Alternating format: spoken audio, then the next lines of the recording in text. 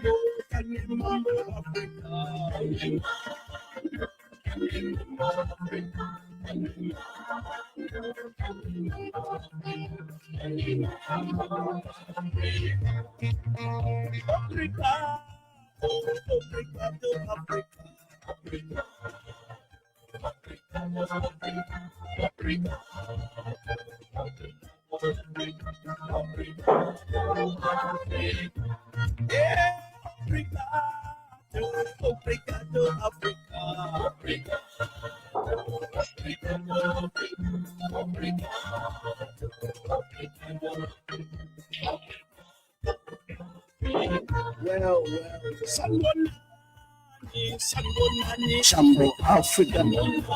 Good afternoon, good evening, good evening, good evening, good evening, wherever you are tuning in tonight. Mwa wombeni, mwa pepeni mukwai, mwa pempela bwanji, konse kumwe mkutimva. Usiku wa bwino. We have come tonight and it's going to be a great evening. Mwaiseni. PEP, wherever you are, we want to say thank you for tuning in tonight. This is your friend and brother, Dr. Nkhoma, coming to you live from Komboni. Panapa program lelo. We are so excited that we are privileged to host the president who you may need to know, and very soon you will get to know who I'm talking about, because Zambia decides in the next few days. Just imagine, we have only exactly by today 150 days remaining before Zambia goes to the polls, goes to the ballot. There are so many people and so many leaders that have emerged and they have been lining up. There has been a call. Opposition tien mwikatani. Awe, not we mufumiepo yadipo. No, awe tien tumufumiepo. There has been all kinds of talks today. And tonight, I am privileged to bring to us no other than the president of Patriots for Economic Progress, PEP. This is no other than President Sean Tembo. President Sean Tembo, good evening. Good evening to you, sir, and thank you for your graciousness to invite me to this important program, podcast of yours. I'm indeed very, very indebted and thankful for your invitation. Thank you so much. And of course, a very warm good evening to all the listeners and viewers out there. I hope we can have a fruitful chat this evening. Thank you. Absolutely, absolutely. I've been looking forward to have this little chat with you. You know, the challenge was I was giving you a call on a number that I thought it was the number for your direct call, but I realized it was for the office. It reminded me that time in December when you were trying to call President Hakainde Hichilema and the phones were not going through. So I was saying, does Sean Tembo also play the same semantics? You know, I'm trying to call him and well, the scenarios are a little bit different. Of course, I'm sure you picked the number you were trying to call in from the blogs, like the number that forwards messages and things like that. So that's the number for the secretariat. But in my case, in December, when we were trying to follow up those payments for the farmers, which were long overdue, I was calling the president on his personal line. Actually, I've got 2 of his lines, and I think we need to give it to him that he hasn't changed his lines despite ascending to the presidency. So I was calling him on the lines that I used to talk to him on when we were still in the opposition. So I was confident about the lines I was calling him on, while you were not very confident about the line you were calling on. That's a different thing. Yeah. Definitely. Well, it's how has been your day? I mean, I know that you have been very busy. Being a Sunday, are you also visiting churches and trying to talk to the citizens on Sundays? How was your Sunday today? No, the Sunday is doing well, productive as usual. We had a church engagement just to meet the people, meet the masses. So we had a church engagement in Kaunda Square, Stage 1 of Lusaka, and it was very fruitful. The response and the demeanor and the attitude of the people towards us is extremely positive. You can see the connection literally that these people want us to be in the driving seat come August of this year. And we are equal to the task. We are ready physically, psychologically, and everything else. Wow, that's awesome to hear. That's awesome to hear. Zambia, wherever you are watching us from today and tonight, I am hosting no other than President Sean Tembo, popularly known as Sean Tembo. As most of you may know him, he's the president of PEP. And Sean Tembo is going to be one of the people that will speak to us tonight. And just after a few discussions, as we are having the time to communicate, I will be opening the lines and you will be allowed to give us a call on WhatsApp, or you can send us a voice message if you want to speak to Sean Tembo. There are a number of issues that we will be looking at today, and I want you to be part of the engagements tonight as we are hosting President Sean Tembo. Now, Tembo, sepano pa platform, tulabirirako bantu bamu makomboni, tulabirirako bantu bakuwa Kanyama, bantu bakuwa Mandevu, abantu bakutwapya, bantu bakwalinda, and all that. Sometimes that's why tukondoita I program yazo kuti komboni kumayadi. As it is called Zambia Decides. Tuleta mwe bantu bamu mayadi tumileta mkomboni. We would want the people that vote are those that really, most of the people vote in. I'm sure you know that, because they are good at intellectualizing everything. But our people in Kanyama, they may want to know, who is Sean Tembo? I will draw on that. I know you have answered this question several times. So you can just, in a minute or so, the Zambians, the ordinary Zambians, vantu vakwachama, ofuna kumva kuti nanga uyu Tembo ni Tembo wakuni, vantu vakasenengwa. They want to know kuti uyu ni Tembo ofuma pamuzi pavani uyu Tembo. Navakasama valeti ngava va Tembo navo vafuma kuisa. Vafuma kuisa turefo kuveshiva. Turefo kuveshiva kwa tuishi vefishi valefo kutuchitira. Navena vakusorowesi navo valetira. We want to know, who is this gentleman? So in a nutshell, I would want you to summarize, who is Sean Tembo? Indeed. Well, I was born on the 30th of March. I'll use English. Not that tukwanisha lini kulavira chakwasu tulavira ngako soti. Nechivemba chonse tulalanda tuli vavemba nkonko in terms of the language. But we are cognizant of the fact. in any way that you can, please. Go ahead. Yes, we are cognizant of the fact that there will be a number of other viewers who may neither understand Nyanja nor Bemba. So I'll use English.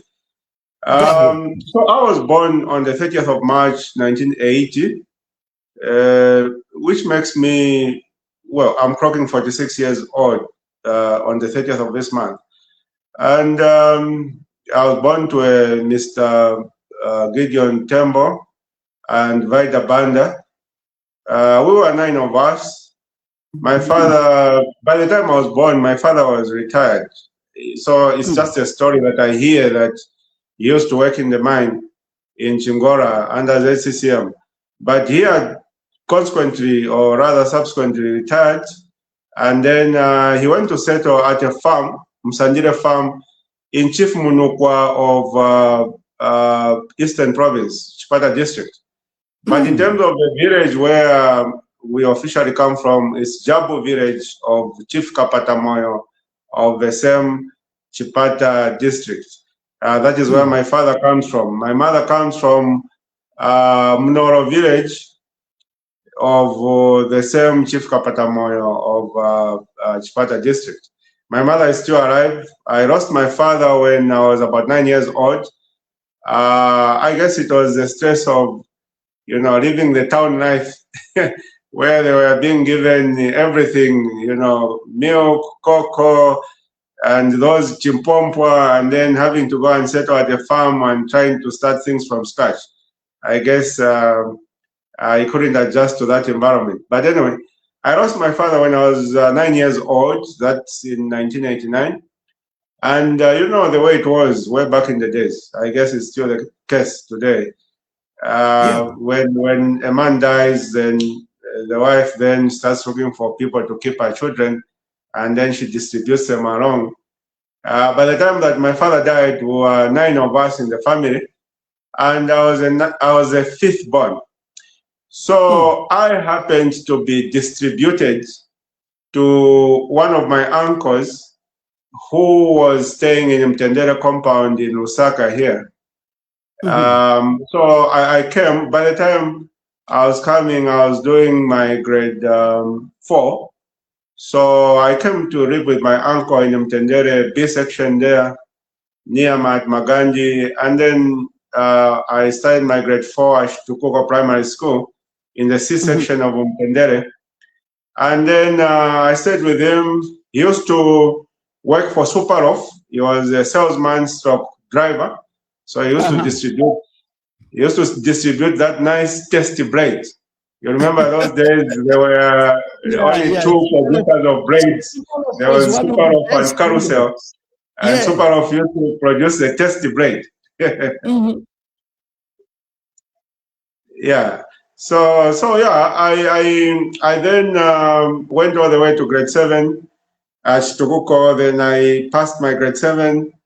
And then went to Kablonga Boys, where I did my grade 8 and 9. And from there, I passed again. I went to Livingstone, a boarding school, Hillcrest. I was there in grade 10 up to grade 12. From there, I did quite well again. And then I went to Copperbelt University. You know, so I completed my grade 12 in 1997. And then there's that 1 year that we usually used to waste in in society. Yeah, that was 98 for me. And then 99, I started my first year at CBU. So initially, I had always dreamt to be an engineer, electrical engineer specifically. But then the time that I completed school was the time that UNZA was closed for a prolonged period of time. I think it was more than 8 months.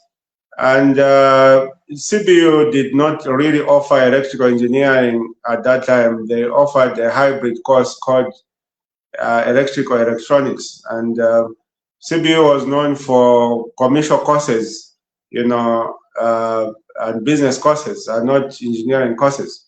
So the perception among my colleagues was that if you really want to pursue a serious engineering career, you need to do it from UNZA and not CBU.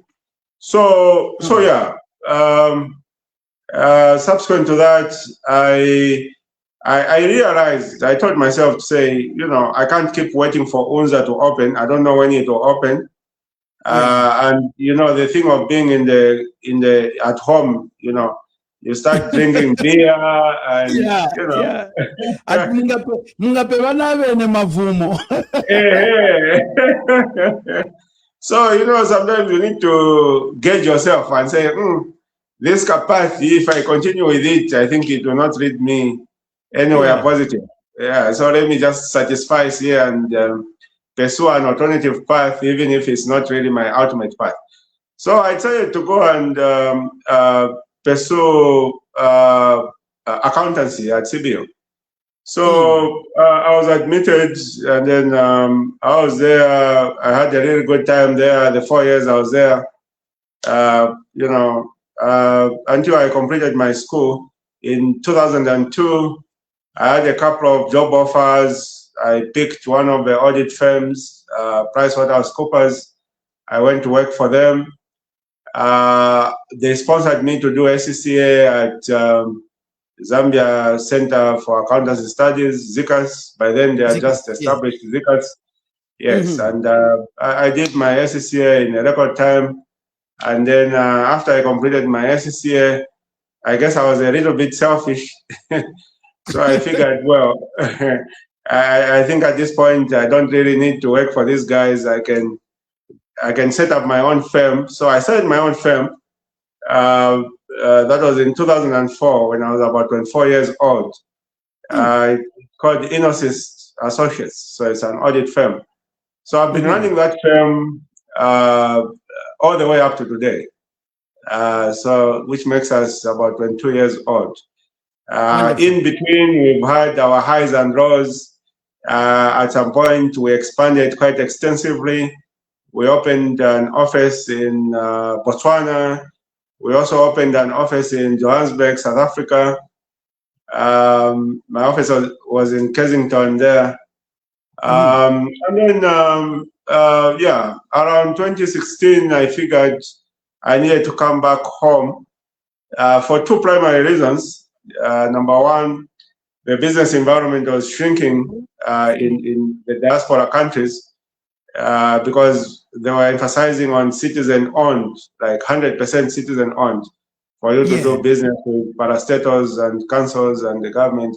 So initially it was like, you know, majority citizen-owned. So I found a few people who I could work with and made them shareholders in the companies just to allow us to do business. And then along the way, they insisted on, you know, 100% citizen-owned. So then it stopped making sense. So I figured, okay, fine. I guess this is the time to get back home. So I packed my bags and came back home. So that's the number one reason. Number two, it was because I figured I needed to pursue a political career, and I could not pursue it by correspondence. I needed to be around the country. So around 2016, I came to Zambia 100%. But in between, I still maintained my Zambian office. And I was in Zambia at least every month, at least 1 week of every month. Throughout the 15 years or so that I was operating the other, you know, offices out of the country, I was every month. So yeah, I was up to date with what was happening in every city. And then yeah, I kind of semi-retired, and I still run the businesses that I was running, but you know, on a more scaled down level, as opposed to the way I was doing it then. You know, you hire more people and you play a more supervisory role as opposed to a more hands-on role. So that's basically my background. Family-wise, I am happily married to my wife. She's a medical doctor. And between us, we have 5 children, 4 girls and 1 boy. Congratulations. Sorry? Congratulations. Congratulations. Thank you for that. Yeah. So basically, that's the long and short of it. without boring Wow. people too much. Yes. No, thank you so very much, President Sean Tembo, for that elaborate history about who you are, because people need to know. People today, they just rising up and say, okay, I will be president, I will be president, I will be president. You have shared with us your background, you've shared with us your historical upbringing and which school you went to, what you have done. You have achieved quite a lot. I mean, at your age, I think you have achieved quite a lot. And congratulations to you Thank and you. your Thank you. family. Yeah. President Sean Tembo, yes, you came onto the political scene in 2010, particularly full time in the nation of Zambia. We want to know, and the Zambians want really to know, which political party did you just come up and said, okay, boom, I'm starting my own political party? And why did you not join other political parties, if so? We want to hear from that. Yeah, so that's a very good question, and thank you for it. So when I decided to join politics, that was sometime in actually the interest developed around 2015. I looked around in terms of which political party I could join. So the trending political parties at that time were, of course, the Patriotic Front, which was a ruling party. And then we had the main opposition, UPND. And then we had NAREP and Chipimo, Eras Chipimo. Eras Chipimo, yes. Yes, and then we had the FDD and Nawakwi and the other smaller parties. So when I looked at each and every party, I at the time I was not satisfied with what they were offering in terms of their manifesto and their demonstration. For me, Doc, there are two primary issues that I was extremely concerned about, which I wanted to be addressed in terms of any of the political parties that I could join at the time.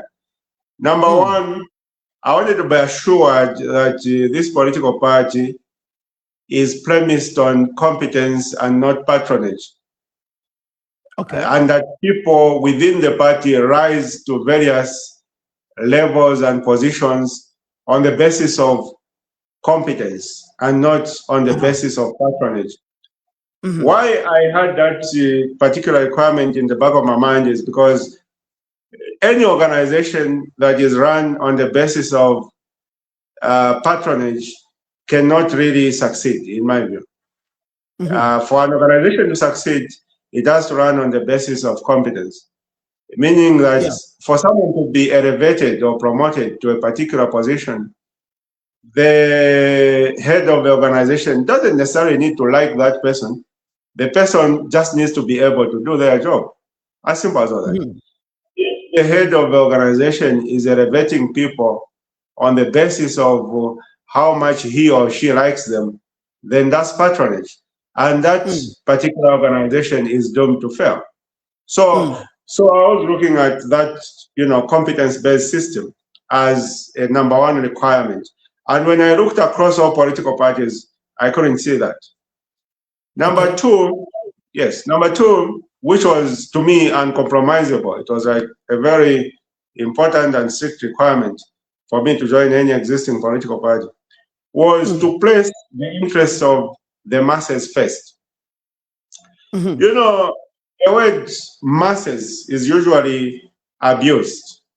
When you talk about the masses, you're talking about the millions of Zambians who are literally voting for themselves. They cannot advance their own interests because the majority of them are not educated, they don't have a forum, they live in the shanty compounds, or they live in the villages. So they don't have a voice. You understand? So in terms of your policies as a party, are you putting the interests of these people who are not able to speak for themselves first, even if they are not able to speak for themselves? If the answer is no, and you are only factoring in the interests of the elite, those who are able to speak fluent English, those who are able to have a platform to challenge you and condemn you, those are the minority, and those are the ones you want to please in your, manifesto. Then it means you are leaving out the critical voices who, in my view, need to be factored in. Because I might not have mentioned to you, Doc, for me, I come from a very underprivileged background. My parents were not rich people, my relatives were not rich people, and I literally had to hustle through to make anything out of myself. And I know the challenges that people face. When I say the challenges, I mean the challenges that people in urban areas, in the compounds face, as well as people in the rural areas, the villages face, because I've lived both of those lives. And if anyone is going to come forward and say, I want to run the affairs of this country, Zambia, for me to support such a person, I need to be convinced that they are putting the interests of these vulnerable masses, who are the majority, first. So I wasn't satisfied in terms of any of the existing political parties at the time. So then I came to the conclusion to say, given the circumstances at hand, I may have to round up, like-minded colleagues and other stakeholders and consider starting a new movement, which would, number one, be merit-based, and number two, would put the interests of the masses first. And that is how we ended up registering and starting the Patriots for Economic Progress. So in terms of our fundamental ideals, we are a merit-based political party. And even when we form government, I don't want to say if, I want to say when, because I know it's just a matter of time.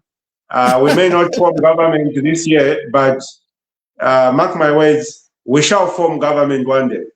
So when we form government, our government shall be a merit-based government. I would not really need to like you personally, Doc, for me to appoint you to a particular position. I'll just need to be convinced that you are qualified for the job, you are adequately experienced for the job, and that you can do the job.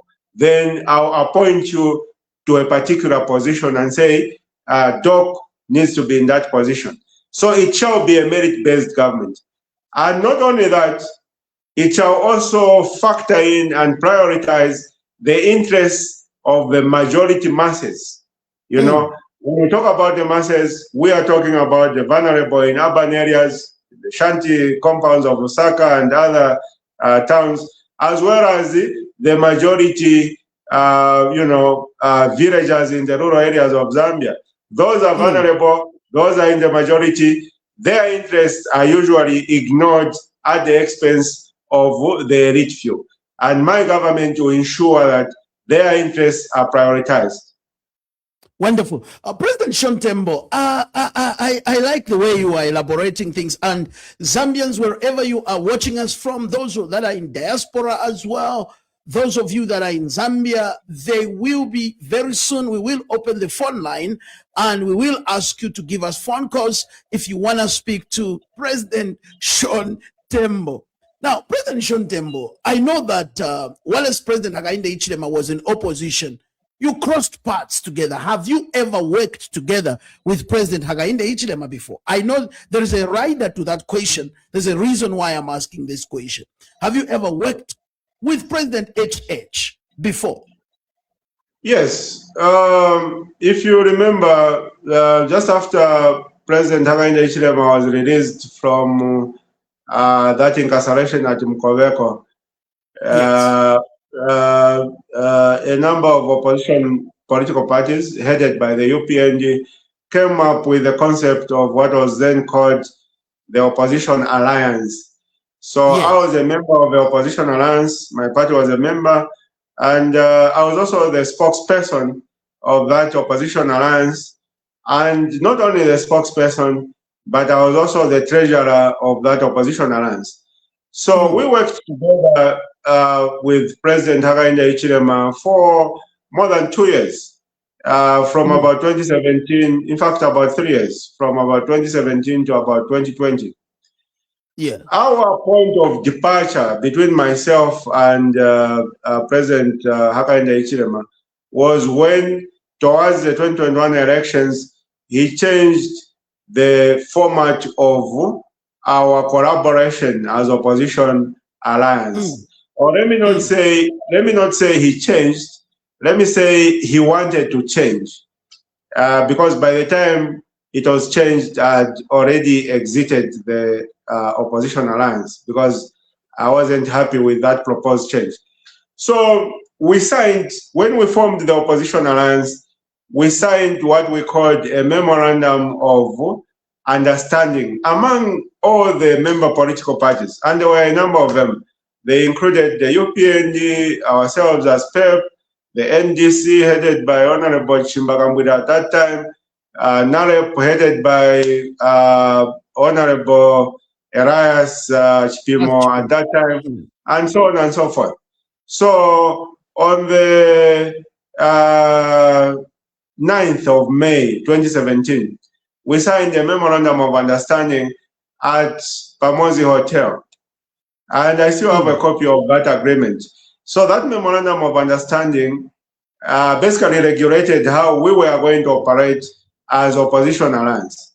And that memorandum of understanding was very clear to say the structure of this alliance, the way it will operate, the way we'll go into the 2021 election is that we are going to allocate seats, parliamentary and local government seats, to each member political party, depending on their areas where they are strong. So each political party will field in candidates. And then in terms of the presidential candidate, we are going to base it on consensus based on who is the most popular. So to us, we saw that format as something that was progressive, because it would mean that, of course, I may not have stood as a presidential candidate. I would have probably backed Mr. Hakainde Hichilema, because, of course, he was the most popular presidential candidate. But it would have meant that my political party would have been able to field candidates, local government and parliamentary candidates in the areas where we were strong. And we would have walked away with some parliamentary seats. And to me, that was a reasonable compromise, where you forfeit your presidential ambitions, but then in the interest of growing your party in terms of representation in parliament, as well as representation at local government level. So it was a reasonable compromise. But then towards the elections, my good friend, Mr. Hakainde Hichilema, decided to change the goalposts. He said, no, anyone who wants to field in candidates, you can bring your candidates, but we'll field in those candidates under the UPND. So that is like dissolving your political party and joining the UPND. And for us, we were willing and able to work with the UPND, but we were not willing and able to dissolve our political party and join the UPND. Because we had assessed, remember, we had assessed all these political parties at the very beginning, and we felt that none of them really satisfied what we believed was needed in a political party to deliver to the expectations of the Zambian people. And that is the primary reason why we formed the Patriots for Economic Progress. So it's like, if we did that, it's like we took 2 steps forward and 3 steps backwards. So we said, I said, my brother, look, we had a good time together, but this proposition you are putting on the table, we are not happy with it. We are going to leave you at this point. And when we left the opposition alliance, it's not like we started attacking them or we went and joined the ruling PF. No, no, no. we still remained a very sober and objective opposition political party. The only difference was that we were independent and not affiliated to either the so-called opposition alliance led by the UPND or the ruling Patriotic Front. So that is basically the background of our interaction with President Hakainde Hichilema while he was in opposition. President Sean Tembo, I've got this question for you. I recall very well, I think it was just the day that we were coming back from Heroes Stadium, and we were driving in the car coming from the swearing in of President HH that time. I was part of the people that was in the VVIP delegation that time, and we are driving coming back from the swearing in, and I heard you on one of the commentaries that you made. I was trying to look for it, but because it was on a radio, I couldn't find it right here. You made a very serious statement, and in that statement, you said this government will be. You said something like, "This government will be a failed project," and I was bamboozled because the man had just literally been sworn in after election for a few days. What made you to make that kind of a statement? The reason why I'm bringing this kind of a question to you, it's because it seems to me you were one of the first people to oppose President Hakainde Hichilema when he just started his job, when the gentleman was basically new on his job. And Sean Tembo just went straight on the axe and says, "Atu you ala firwa." So what made you echo such kind of statements? Well, it was basically two factors. The first factor was, of course, based on my previous experience, having worked with Mr. Hakainde Hichilema for some period of time, under the umbrella of the opposition alliance. So that was a contributing factor. But the main factor was basically the way the inauguration was conducted. Okay? The way the inauguration was conducted. When you look at Mr. Hakainde Hichilema and the 2021 election, you realize that he had overwhelming support from across the entire country. When you look at it from the level, yes, when you look at it from the level of parliamentary seats, you may not fully comprehend the level of support he had. But when you drill it down and look at it from the level of local government support in terms of councillors and the areas where he won councillors, and in cases where he lost, the margin with which he lost, you then realize that he had overwhelming support from across the country. Okay, that is it. And when you compare the results of Mr. Hakainde Hichilema's victory in 2021 with even the MMD victory in 1991, Mr. Hakainde Hichilema's victory was more sweeping than the FTJ victory in 1991. Okay, so he had the most overwhelming win in any presidential election in the history of Zambia.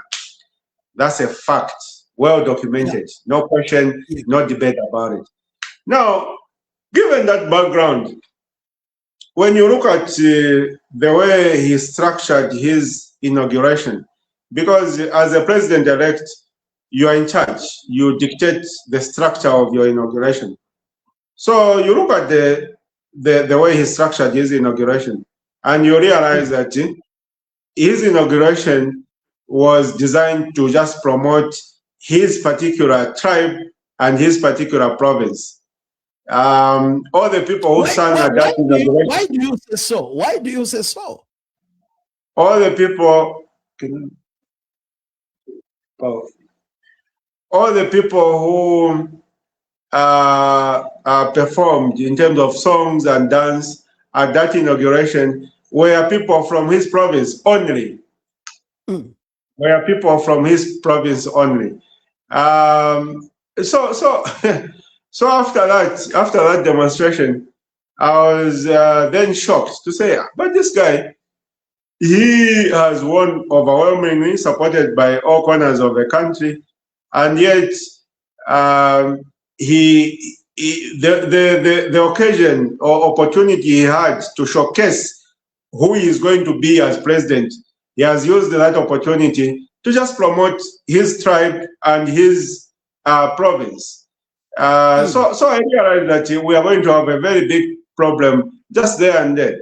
Because if he was a wise person, he would have made sure that that inauguration ceremony represented the diversity of Zambia and Zambia's culture, so that it could set the tone. It could set the tone of a one Zambia, one nation presidency from inception. So from that particular demonstration, I realized to say, we are going to have a big problem here. This is someone who, despite having been voted into office by the entire nation overwhelmingly, like never seen in the history of this country, he still has the mindset of an opposition leader, believing that he is not liked by other areas of the country. And as a president, the moment you have that mindset, then it's very difficult for you to succeed. And we've seen him actually echoing those sentiments to say he's hated. He's hated by other regions. So the moment you start dividing the country and saying that group in that corner hate me, that group in that corner love me, this group here hate me, then you as a president, you've lost it. If you're going to succeed as a president, you need to look at all the people that you are over which you are governing as Zambians. Don't open their mouths and try to see the color of their tongue and say, this one is a Bemba, this one is a Rosie, this one is a Tonga, this one is a Ngoni. Then you've lost the plot as a president, because you'll be overwhelmed by irrelevant issues to do with regions and tribes and this and that, as opposed to the bigger issues which you are supposed to focus on in terms of overall national development. As a president, you have a duty and obligation to deliver national development to all corners of the country, regardless of whether those people voted for you, regardless of whether you think those people like you, regardless of whether you think those people hate you. You have a duty and obligation to deliver development to each and every corner of the country if you are going to succeed. So I saw from the onset that my brother, Mr. Hakainde Hichilema, lacked that aspect. And I knew that from the onset that this will be a failed presidency. And for sure, it has proved to be a failed presidency. President Sean Tembo is live with us right here on this platform. We want to say thank you to those of you that are watching us on Smart Eagles, those of you that are watching us on Grindstone TV, those of you that are watching us on Revelation TV, those of you that are watching us on Kombo Kumayadi, those of you that are watching us on different platforms right now. I'm hosting the president of Patriots for Economic Progress. This is no other than Sean Tembo. I want us to ask him these questions right now. There's a number on the screen that you can now participate in the phoning in program. The number is 09560431617. 09560431617. You can send us, you can call on WhatsApp and speak to President Sean Tembo. Right now, as we are discussing, President Sean Tembo, 5 years, we are remaining with 150 days. Padilelo. Myron Squashal 149. to go through the elections. I know that you are one of those people that came emphatically to oppose President HH from the word go, and you say this is going to be a failed project. But President Hakainde Hichilema has created jobs for teachers. President Hakainde Hichilema has created job for the police, job for the nurses, the civil servants, the young people who were crying for jobs, the teachers. Today they are saying, President Hakainde Hichilema, kwenyu. They are saying, jobs kwenyu. President Hakainde Hichilema has also brought what is known as free education. And they say, President Hakainde Hichilema, free education kwenyu. He has now also opened the meal allowances for university students in all our public universities. President Hakainde Hichilema has also brought meals in schools. President Sean Tembo, are you still maintaining your stance to say President HH has failed?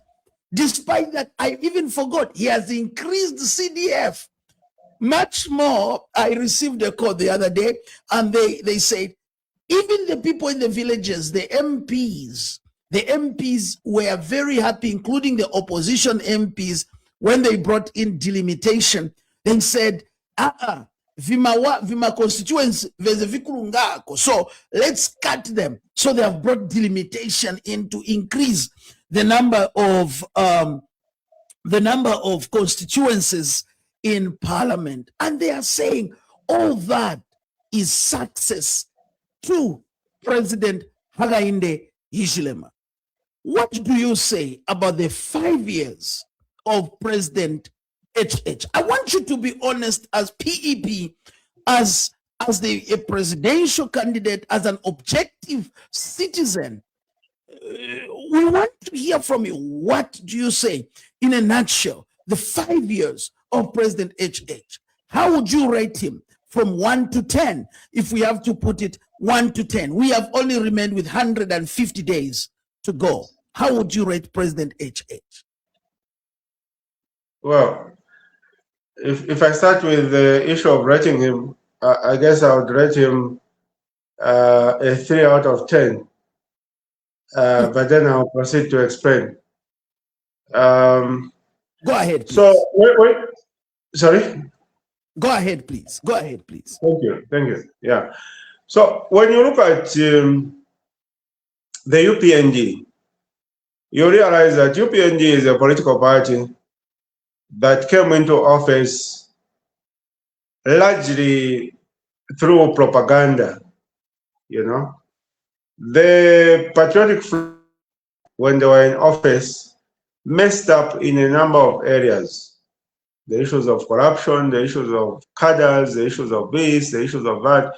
But then the UPND made a very good job of multiplying whatever little bad thing that the PF did by, 10 times through propaganda. They ran a very effective propaganda machinery. So that's how they ascended to power primarily. Of course, there are other smaller factors that contributed, but that's a primary factor that contributed to them coming into office, propaganda. Now, fast forward to them being in office, in the back of their minds, from day one, they've always believed that they can remain in office through propaganda, okay? Simply because they ascended to office through propaganda. All right.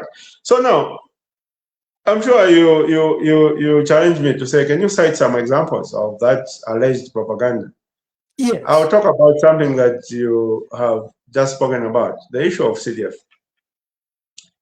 When you look at CDF is essentially a propaganda tool. It is a scam. Why am I saying that CDF is a scam? Because when you look at CDF, it's well and good for you to tell me that, the UPND government increased CDF from about 3 million to about 30 million, But you are not mentioning the things that CDF was required to cover when it was actually 1.6 million. 1.6 million. Yes, you are not mentioning the things that CDF was covering when it was 1.6, as opposed to what CDF is required to cover when it's 30 million. All right. So when CDF was 1.6, it was meant to cover community projects, just small community projects, nothing significant. All right. Maybe a walkway or footpath is overgrown with grass. They cut it up, open it up within the community. Just small community projects. But when UPND increased the CDF to 30 million, what they did is they took the budget from Ministry of Education in terms of funding children who are in boarding under, government sponsorship in boarding schools. So Ministry of Education budget is covered in CDF. They also took the budget for running clinics in the constituency. So the power, the what, all the administrative costs, they put them into CDF. That budget was previously under Ministry of Health. And then they also took the budget for running police stations, all the operations of a police station, vehicles for police stations and ABCD, they put it under CDF. All right. So they took budgets from Ministry of Health, Ministry of Education, and Ministry of Home Affairs, and took that budget, lifted it from the central budget. Those budgets would have their own lines in the national budget. They took that and put it under CDF. So now that 30 million, when it is released, it is not used to sort out petty projects within the community, no. It has to cover the Ministry of Health budget, Ministry of Education budget, and Ministry of Home Affairs budget. When you see those vehicles, the Land Cruisers, the police Land Cruisers, Mr. Tembo, we've got a caller. Let's pick the call and let's hear what the caller has to say. Hello, caller. Can you tell us? Oh, the caller is gone. I think the caller could not connect. You can try to call again. There is a number on the screen as you wishes to speak to President Sean Tembo. Please feel free to give us a call again and on 095 6043 617. You can call via WhatsApp and make sure that you have data. If you don't have data, please, you can send a voice note and we will play your voice note and President Sean Tembo will listen and respond to the voice note. You can go ahead and send the voice note as President Tembo is responding. President Tembo, go ahead and explain. You are talking about how the CDF was working. Let's pick another call. We've got another caller that has come in. Hello, caller. Kindly introduce yourself and let us know where you are calling us from. We've got President Sean Tembo on the program tonight. Go ahead, please. Yes, good evening. My name is Kapale Daka. And Mr. Tembo, I want to first of all start out by wishing you a happy birthday on the 30th of this month. We're wishing you very good health. Yes. Secondly, I also want to congratulate you because I took the time to look at your alternative budgets. Actually, it's been very consistent. Actually, you've been doing it during Patriotic Front and then UPND. So it's not like you're targeting an individual. You're actually trying to do the work to help the country. So actually, I want to congratulate you on that one as well. Thank you. However, I have a few questions and maybe a few suggestions, right? So when I read the alternative budgets, I noticed a theme. They kind of seem similar to some of the things that Mr. Akainde has been talking about. Yours seem to talk about just debt reduction, like just reducing the debt completely. His talks about restructuring, right? So it's more like he's talking about just reducing. You want to get rid of the debt completely. Now, my concern is if we talk about fiscal discipline, right? We must remember that the people are borrowing this money. They're just not borrowing out of like fanfare, right? They are borrowing because I think there was a need. And then in Zambia, when we borrow, we don't borrow for production yet. We borrow for food consumption, right? So now when you talk about reducing the debt like completely, right? How are you going to put the food on the table like immediately? All right. That's the first question. Yes. Second question. You also mentioned of us moving from dependence on mining and then moving to agriculture, right? While that is recommendable, why can we do both? Why can't we continue like developing our mining, right, apparatus, and at the same time expanding on our agriculture? Those are my two questions. Thank you, sir. Thank you very much for that call. Thank you so very much for that call. President Tembo will surely respond to that. I hope President Sean Tembo, you were able to pick the questions loud and clear on your side. Yes, you were explaining on something. If you feel you have to respond immediately to that question, you can go ahead. Okay, so Doc, just for us to avoid having a haphazard conversation, which will end up confusing the viewers, I think it's important that I should conclude my point, and then the chorus can come in, and then I can answer the chorus. Absolutely. Because if I'm left hanging on the point I'm trying to conclude on, and then the caller asks questions, and then I jump into answering the caller, it will end up being a very haphazard conversation, and we end up confusing the viewers.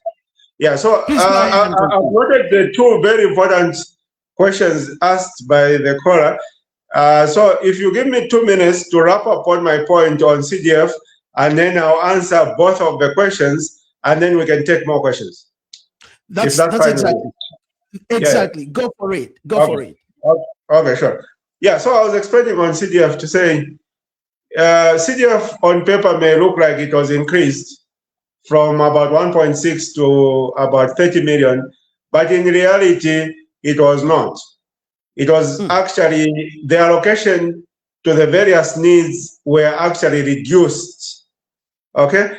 Because when you look at the budget, if you go for a line budget for operations under Ministry of Health, you'll find that it was quite significant. It was,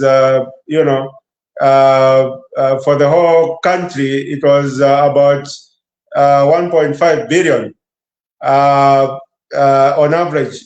And then you look at the budget for Ministry of Education, operations of schools, again, quite significant, more than 2 billion. Again, when you look at the budget for Home Affairs, operations of police stations and so on, quite significant per annum. You're talking about more than 1.5. So in total, you're talking about a budget of about 5 billion, and then you divide it by 156 constituencies, 5 billion divided by 156. I'm not that good at mathematics anymore, but it would roughly come to about 40 something, 40 something million. And then you'll find that there was initially an allocation that was made for, and that we are talking about those figures as being the best figures before the UPND came into office, okay? Not adjusted for inflation or any other factor. And then we're talking about the amount that was initially given. So you realize that the allocation was actually lower under CDF because they ramped up so many other departments under CDF compared to the amount which was there before, which was merely just for community petty projects. I'll give you another more clear example. When you look at the CDF vehicles that were bought just when UPND came for the police in 2023, they bought a vehicle per constituency. I'm sure you see those CDF Land Cruisers. Absolutely. They bought one vehicle per constituency. However, the last time that the police bought vehicles for all the police stations was in 2011, just before the general election, when the government was still under RB. And RB bought a Land Cruiser for each and every police station. Now let's compare the vehicles that were bought by RB in 2011 to the vehicles that were bought by the UPND under CDF, the Land Cruisers, in 2022, 2023. So when you look at a constituency like Lusaka Central, they were given one vehicle. And then you look at the police stations which are there under Lusaka Central. You have Central Police, okay? You have Ibex Police Station, that is under Lusaka Central. You have Woodlands Police Station, that is under Lusaka Central. So you've got the 3 police stations given one vehicle under CDF, whereas the RB in 2011 gave a vehicle to each station. In other words, there were 3 vehicles. They were in the constituency. Okay, let's also look at another constituency. Let's look at Munari constituency. Munari constituency has the Charleston Police Station. Munari constituency also has the Simon Mansa Kapwepwe Police Station. And the Munari constituency also has the Le Soleil Police Station, the one near Ngombe there, along Zambezi Road. So you are talking about 3 police stations being given one CDF police vehicle under UPND, okay? Compared to the way RB was distributing Land Cruisers when the budget was not under CDF, but it was actually under Ministry of Home Affairs. Each of those police stations got a Land Cruiser, a police Land Cruiser. So you realize that the resources under the so-called CDF, they may look like they were increased, but in reality, they were reduced. So that is why I was telling you to say this CDF thing is part of the propaganda arrangement by the UPND, because they came into office using propaganda, and they think they can continue to be in office using propaganda by confusing citizens on simple things. If no one explains to you, even you, I'm sure, you would have said, CDF Land Cruisers, they are good than the Land Cruisers that RB gave to each police station. But in reality, they are not. They are not. And the examples are endless. Now, if you allow me, I'll proceed to the questions that my brother asked. And I want to thank him for his good wishes for my birthday. His first question was to say, what we're advocating for in our alternative budgets is similar to what President President Hakainde is advocating for in terms of debt restructuring. First of all, I want to mention that the concept of debt restructuring is a scam. Just like CDF. Okay. Why am I saying it's a scam? Because when you talk about debt restructuring, when you talk about debt restructuring, you are essentially saying, no, we are overburdened by too much borrowing. So we want to reach out to our creditors and negotiate the terms of this credit. Of course, it's not a single credit agreement. It will be various credit agreements for various amounts. You understand? So we want to negotiate them so that they can be more favorable to us. And when you talk about negotiating in terms of debt restructuring, you are talking about engaging your creditors to negotiate either the interest rate. You go to them and say, boss, this interest rate you gave us is on the high side. We can't sustain it. We'll be in a debt trap.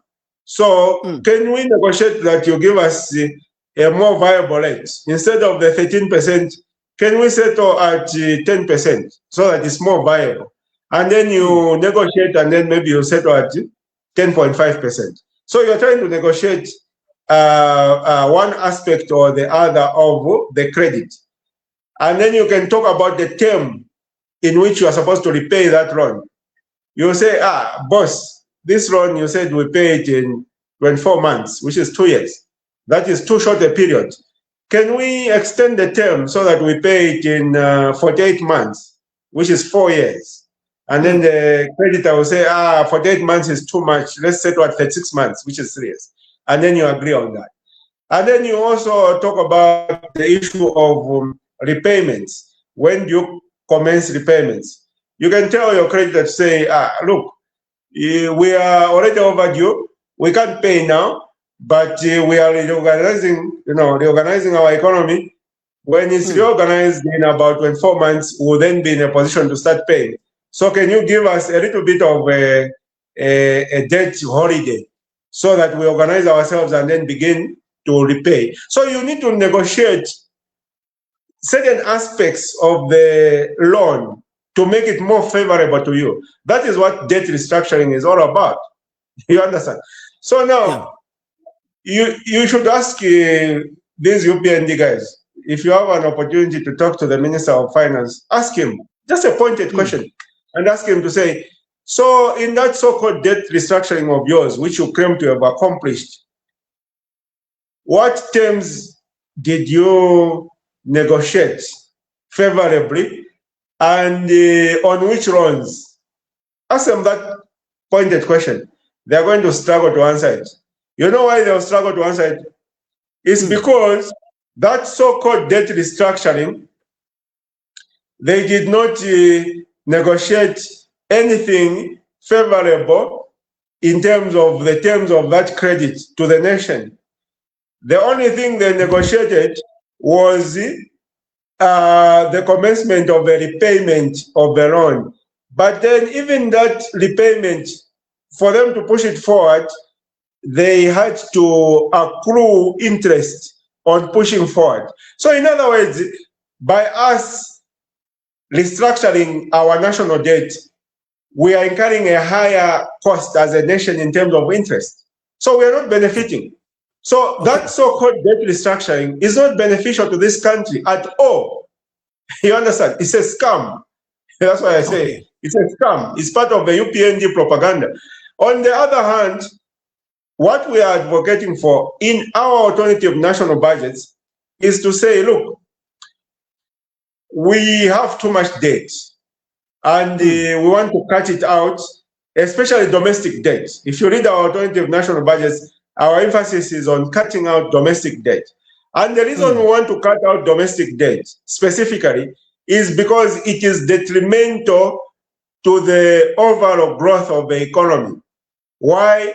Because when the government borrows domestically through instruments such as government bonds or treasury bills, using the Bank of Zambia as their agent, the people who invest on in those instruments are institutions like banks, insurance companies, pension funds, and so on and so forth. And when they invest in those instruments, in other words, when they lend to government, they are forfeiting lending to the private sector. And that is why credit is very expensive in Zambia compared to other neighboring countries. And you cannot develop a country if there is no access to reasonably priced credit. So that's basically our emphasis. We want to get rid of domestic debt so that the banks will not channel their money to government in terms of treasury bills, but they'll be lending to the private sector, so that when Mr. Sean Tembo walks into a bank, he wants a loan to expand his business, the bank will be able to give him a loan at a reasonable rate and with favorable terms, as opposed to what the scenario is at the moment. So the two are totally different things. Okay, I want to go to, there are people that are calling on different numbers, but then I would want to go to those that have sent the messages. But before maybe I get to the messages that are here, I want you to weigh in on something very important, and if you can try to make it so brief. Mr. Tembo, you were part of the founders of the Tonse Alliance. And I recall not too long ago, Dr. Chris Zumani made indicators that you were the orchestrators or the engineers of the formation of the Tonse Alliance, in which President Edgar Chagwa Lungu, may his soul rest in peace, was the chairperson of Tonse. My question is, what has happened to you people? Have you failed to unite? And in your own words, Mr. Tembo, the nation would want to hear, what's wrong with you? They'll say, you were in Uka, you left. You were in Tonse, you are not there now. They don't see you there. And the nation would want to hear it from the horse's mouth and say, what went wrong in Tonse? Now, the Tonse Alliance is now with Honorable Brian Mundubile. And the Brian Mundubile seems he will be standing, or he will be the flag bearer. I'm not sure if that has been concluded. And would want to know, are you going back to support them, or are you standing on your own come the 13th of August? I think you would try to summarize your answer there. Then we read a few, people have been sending messages on the WhatsApp, and then we will be concluding. Over to you, sir. Yeah, so I think it's just a matter of principle. I was not part of the formation of UKA, so I was just invited to UKA about 6 months after they formed. So I can't speak authoritatively about UKA and what went wrong in UKA. But exactly. With regard to Tonse, I was part of the architects of Tonse in terms of its formation. And one of the key people that we formed Tonse with was the late 60th Republican President, Mr. Edgar Chagwa Lungu. And when we formed Tonse, we agreed on certain aspects, okay, of how we are going to operate and how we are going to give hope to the Zambian people, how we are going to rebrand, how we are going to package ourselves sellable to the electorate. Remember that the PF is a party which was just recently voted out of office, overwhelmingly. You understand? Huh? Mm-hmm. Yes. 5 years ago, yes. So it's not a given that the moment you come back, people just vote you back into office. No. You need to repackage yourselves. So there was a strategy that we discussed with President Lungu in that regard. And when we looked at it, when I looked at it on paper, it was a perfect strategy. It would have worked perfectly. But unfortunately, we lost ECL. And when we lost ECL, there were several opportunists who came forward, wanted to hijack Tonse and do this and do that. I personally would not have had any challenge with anyone else coming forward wanting to run Tonse, provided they had the vision to run it properly so that it can achieve its objectives. I wouldn't have had a problem. You know, for emphasis, I'm not one of those power-hungry people. I'm not. If something makes sense, I'll support it. But then the people who came forward didn't make sense. And I'm not going to blindly support people who are going to lead us in a ditch. If they want to fall in a ditch. Are you telling me here that people like Brian Mundubile did not make sense to you? What are you trying to communicate? You are speaking in riddles, President Tembo. Can you be more plain to us? We want to know. Zambia does not have much time. We only have 150 days before we go to the elections. Well, to cut a long story short, Doc, for us, we've made a conscious decision that we are going to stand on our own as PEP.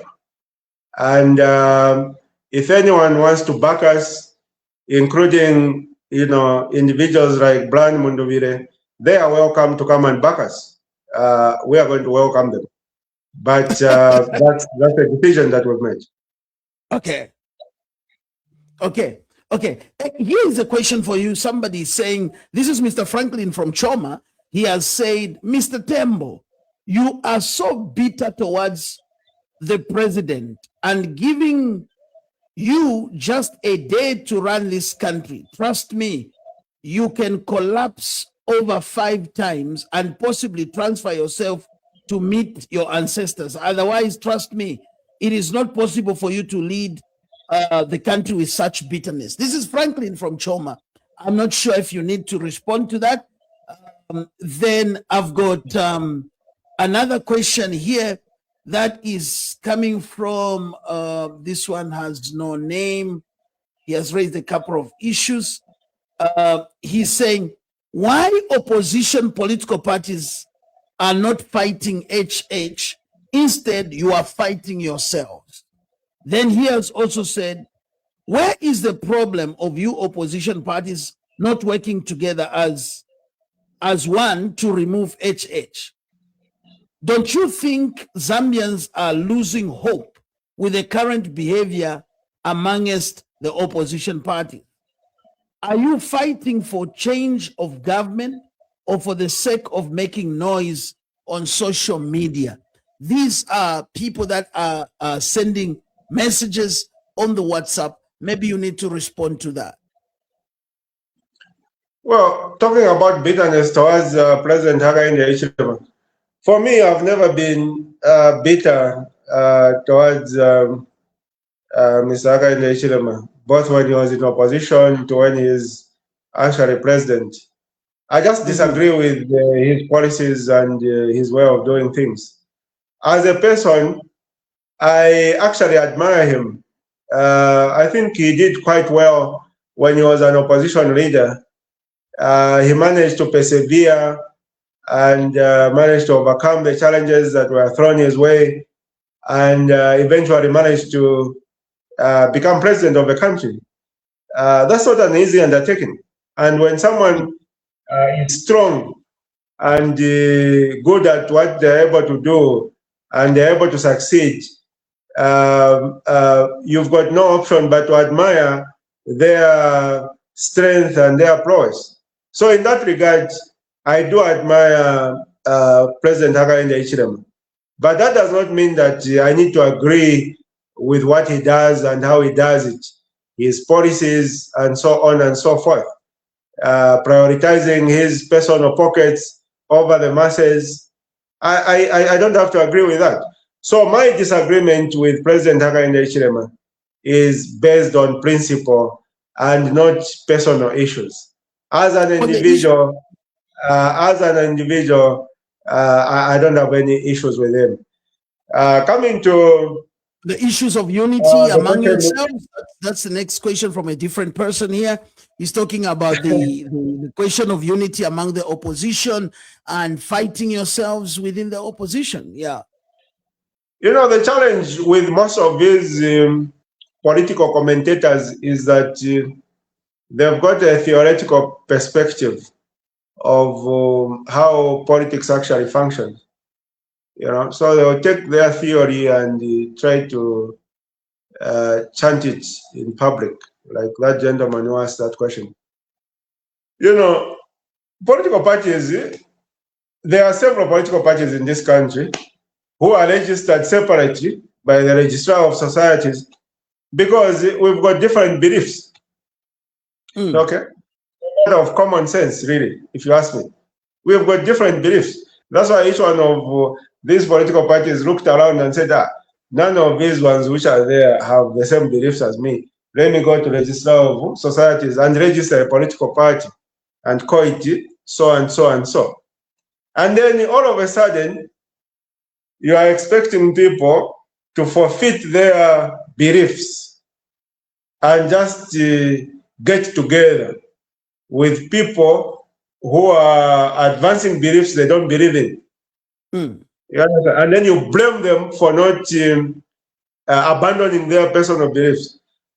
So my message to those political commentators is that they've got a theoretical perspective of how politics operates anywhere in the world, not just in Zambia.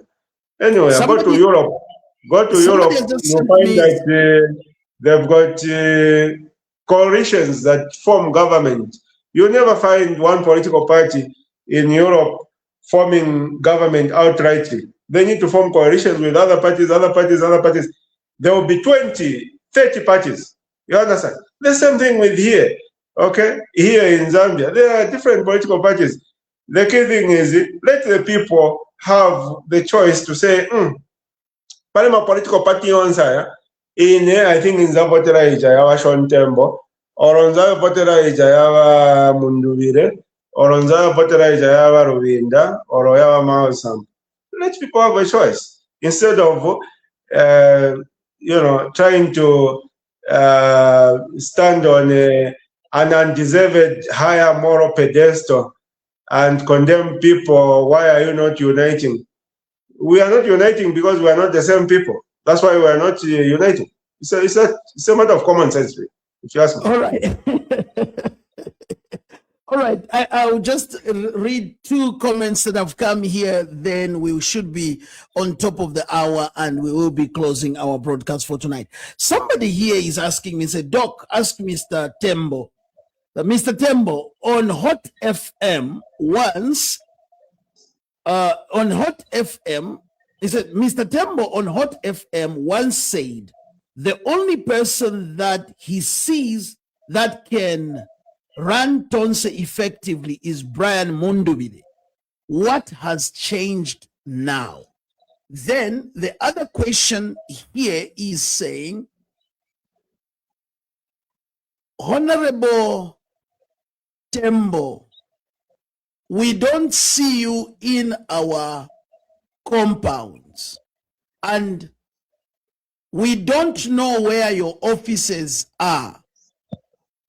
Do you have branches in the wards, constituencies across the nation, or it's a one-man show on social media?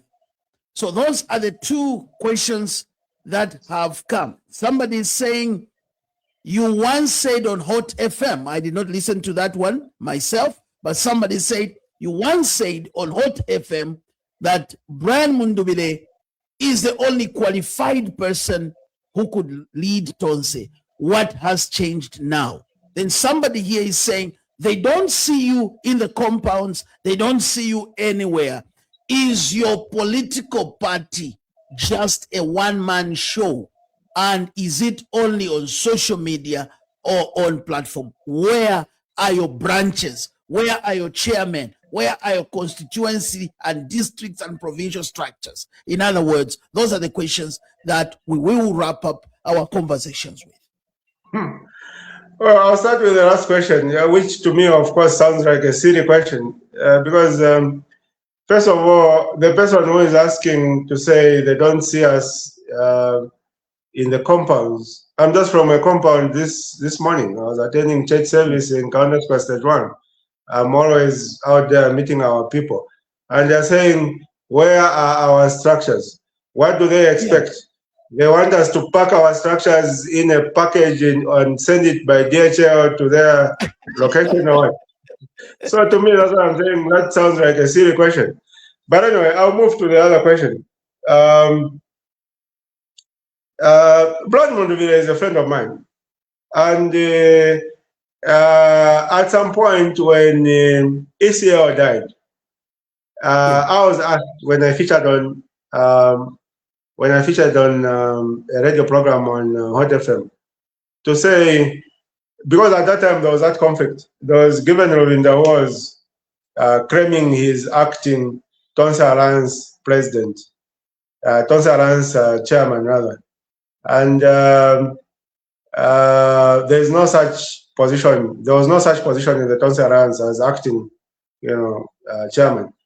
And I was asked by Peter Zuru to say, if you have to elect an interim, chairman of a Tonse Alliance in the interim before you go to a convention who would you support? Okay, that's the question. So those are the things you are putting to say. I said Brian Munduvire would better run Tonse and whatever. Those, I never said such things. They don't exist. So I said, well, given the people who are there, actually, I didn't just narrow down on Brian Munduvire. I gave two people. I said, to me, the people who I would support as interim, potential interim chairpersons of Tonse before we go to a convention is either Brian Munduvire or KBF, Kelvin Wariafue. So that was my answer. And under the circumstances that prevailed at that particular time, I believe I still stand by that particular opinion for the simple reason that we needed someone to take care of Tonse Alliance on an interim basis and then take us to the convention. And then the convention, the people would be allowed to vote. You understand? But one of the things, if you ask me, because I think that's what you're trying to ask me, but you're failing to ask me directly, to say, why don't you support Brian Munduvire? No. President Tembo. Let me just finish. Just on there. Somebody, because I want you to capture it, because that's where you are going. Somebody has just written I think it was the last. Listen to this. He says, "Good evening, Doc, and good evening, Mr. Tembo. Background as things stand, to be honest with you, Munduvire, Apangika, why can't you people team up with Munduvire? Wherever you go in Zambia, you will just hear BM8. If truly you love Zambians and you love your country, work with Munduvire to apapata, GK. Now, it's not my thoughts. I mean, I'm just reading the stories for the people. So maybe you can respond to, so you can capture what you are trying to bring together with this comment. Yeah. I don't even know where to start from. Start from anywhere. Start from anywhere. Yeah. So you know, one thing I can tell you, Doc, you can't fake political popularity. Okay? You can't fake genuine political popularity. You can't fake it. Okay. So if you want to know you're popular politically, just take a walk, not with an entourage of people who are flashing pictures of your face and your name to identify you. No, just walk. Go into PEP or go into ShopRite with one person. You are just wearing a suit. You are doing your own shopping, and then see how many people stop you and say, President Mulipans, hey, tukopeka selfie na president, hey, tishtako chana president, hey, tishtako chana president. Let's observe that. Okay, that is genuine political support. And then you've got the rest of the other types of support, whereby, there is youth there. And then how many, you bring maybe 2,000 youths, all of them are wearing T-shirts with your face and flashing your placards. We can all see that those T-shirts you have to give to them. Yes, so, of course. So that's not natural, organic. That is not natural, organic support. You needed to give them those T-shirts. You need to print and give them those placards, and then obviously they are not doing it free of charge. You probably have to give them something for them to go home. So the following day you splash a headline and say, "Massive youth turn up on Youth Day to support candidate ABCD." That is a fallacy. Okay, that is a fallacy. But if you go to town center there, you are trying to buy some hardware, and people come up and they mob you. Our president, our president, our president, and there's a traffic jam. Those are not people that is not choreographed support. So I'll tell you something, before you come in. Let me just conclude. Before you come in, I'll tell you something. For me, I've got natural organic support from the people. Okay. And for other people, they have choreographed and hired support. So what you should be working on, if you want opposition unity, tell the others to come and join Sean Tembo. Then we are going to have a united opposition, and then we can beat HH in August. Ladies and gentlemen, tonight I've enjoyed myself chatting with President Sean Tembo, who is concluding by calling out everybody else. He's not mentioning names, but I can mention on his behalf. Maybe he's calling KBF, calling Brian Mondubile, calling Given Rubinda, calling Dan Pule, calling Chifumo Banda, calling Harikalava. Sean Tembo aletira ati seni kolonga neni na ine nkamia fokuina. President Sean Tembo. Yes. President Sean Tembo, your last words to the nation. You have remained only with 150 days before we get to the ballot. The Zambian people. Just on that, I'll give you time to conclude. The Zambian people have only these two options: either to renew the contract of President Hakainde Hichilema on the 13th August, or to expire the contract. If we have to expire the contract, in whom do we have the confidence as the Zambians to say, "New wala tuale chalo chesu pantaishi"? President Tembo, over to you, sir. Well, thank you, Doc, for that. From my standpoint, I've got no doubt that President Hakainde Hichilema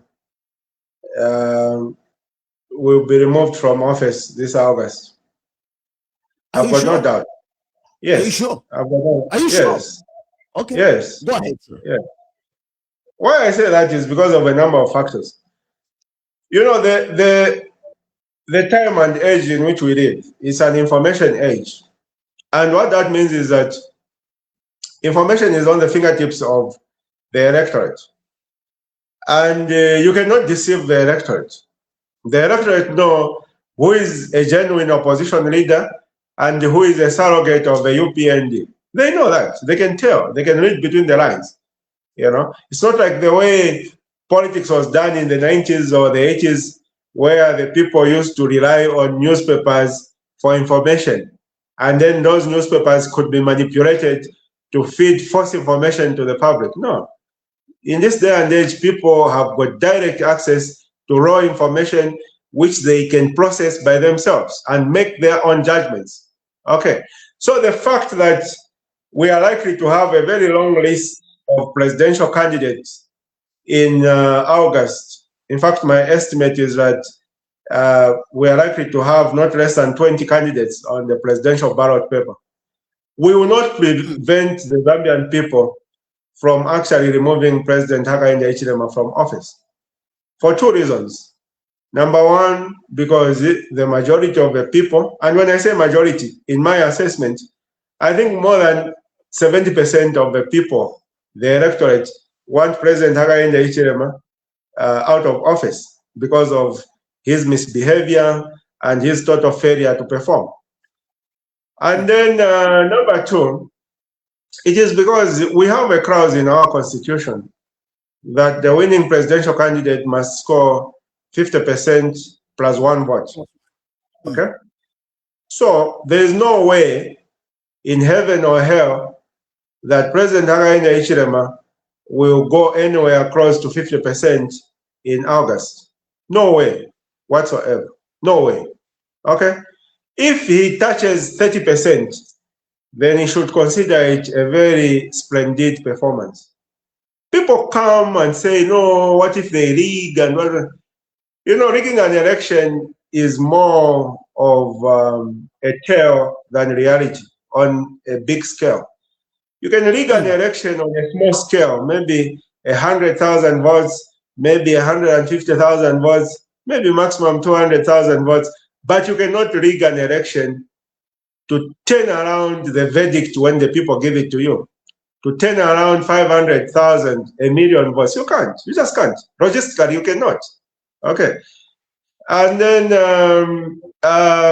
so I'm very confident that we are likely to go to a rerun because there is no clear presidential, preferred presidential candidate in the opposition. So there's going to be a split vote across the board. But HH will not get the 50% plus one, far from it. So we'll go into a rerun, and HH is likely to be one of the people in the rerun, and then one of the other opposition leaders, most likely myself. So when we go into that rerun, of course, the UPND will do what the UPND do best.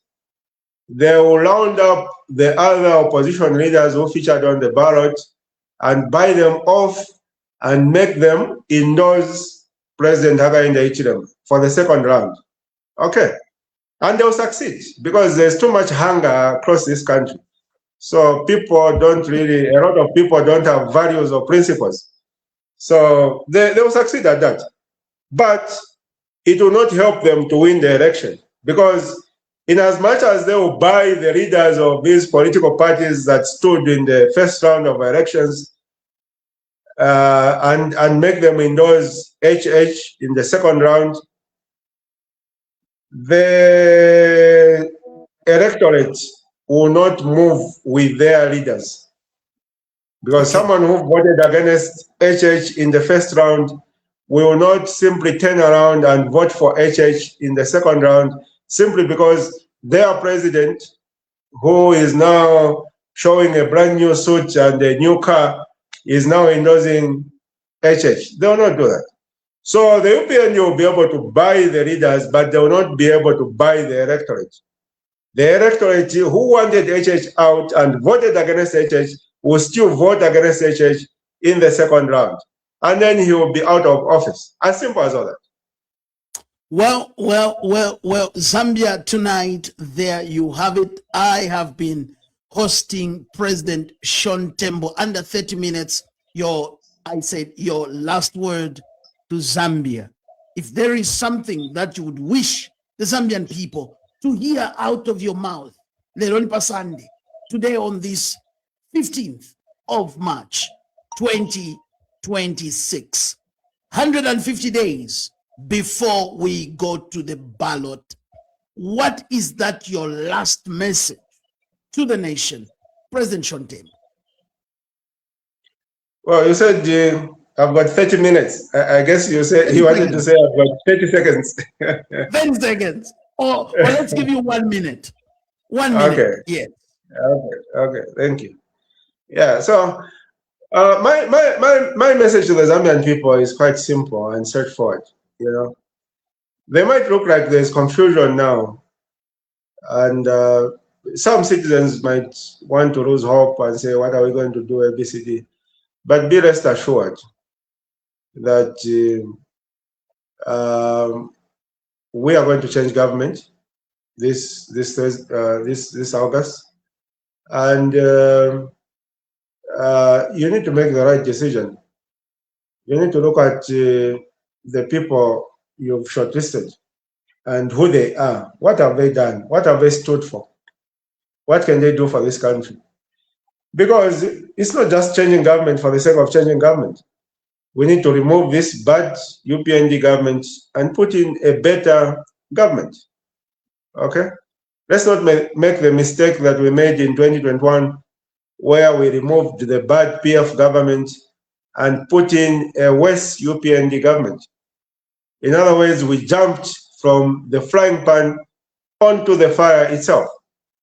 It shouldn't be like that this year. And that is why it's important to scrutinize the people that are standing. Who is Sean Tembo? Anabadwira kuti, anakurira kuti, enzoshita chani. What has he done in his life? Okay? What are his beliefs? How can he help the people? What ideas does he have? Then you realize that the only way we can usher in a new and better government after August is to make sure that you vote for a candidate who means well for this country, a candidate who is competent, a candidate who is principled, a candidate who has values, and that candidate is no other than Sean Tembo. So if I was an average voter, the choice wouldn't be very difficult. It wouldn't be very difficult. It's quite clear. You understand? Because we must not forget, again, Doc, that the PF, when they were in power, they did certain things right, but they did a number of other things wrongly. They did things right, such as infrastructure and so on and so forth. The roads and universities and hospitals and airports that they built, we can all see them up to now. We can't take that away from them. You agree with me? However, when we talk about governance, hijacking state institutions, abusing state institutions, lawlessness, cadreism, is something that they failed completely. Okay, so what they did right, we need to acknowledge they did this right. What they failed, we need to acknowledge they failed here. And governance-wise, they failed completely. Okay, so people who were very close to the previous government cannot then turn around and claim that they are going to provide good governance to this country. That's a lie. That's a fallacy. Because they were part and parcel of the government that abused citizens, that hijacked state institutions, and so on and so forth. In fact, most of the misbehavior that we see today under UPND, they borrowed it from the PF handbook. This misbehavior, Yochinjama office bearers, registrar of companies, and so on and so forth. That's what the PF did. That's what the PF did to NDC, to Kambwiri NDC. Okay, you understand? So it's not something new. The UPND are merely borrowing that same bad behavior. Okay, so when we talk about changing governments, and we need to not only just change for the sake of changing, but we need to change so that we put in a better government. And Sean Tembo represents a better government. Anyone who is an offshoot of a patriotic front is unqualified to promise good governance and a better government. That's my submission. Wow. Zambia, there you have it tonight. We have been chatting with President of Patriots for Economic Progress. This is no other than President Sean Tembo. He has spent some time to explain what he desires to see over the nation. He has also spoken about what the government of the Republic of Zambia under President Hakainde Hichilema looks according to him. He has also echoed a number of issues pertaining to the alliance, and he has also, in his concluding remarks, called upon the opposition leaders to round themselves around him and see to it that they give a run to the current incumbent. And not only that, he has also predicted to say there might be a runoff that may take place after the 2026 13th of August elections. He is predicting that President HH will not make 50+1. I am not sure, because the ballot is coming and the vote is in your hands as Zambia decides. Mwene kwa sukonsi kwa mkumvwa ni neo Emmanuel Nkhoma, and I want to say to you, mwena Zambia, twa totela, twa santa mwane, twa lumbagapati, this evening for joining us so that we can have this conversation. On this program, we want to bring all those that aspire to lead this country into your home, into your hospital room, into your gadget. Please feel free to phone in. Thank you for all those that gave us a call. Your messages, there are a couple of messages that have been coming in. Those of you that we are not able to read them and not able to answer, we close the line early because it's Sunday. Tomorrow, let's make Zambia work. One more time, this has been your friend and brother, Emmanuel Nkhoma. Tikutita Peter Salani. Tiwana Nanso, Pachtat. Good night.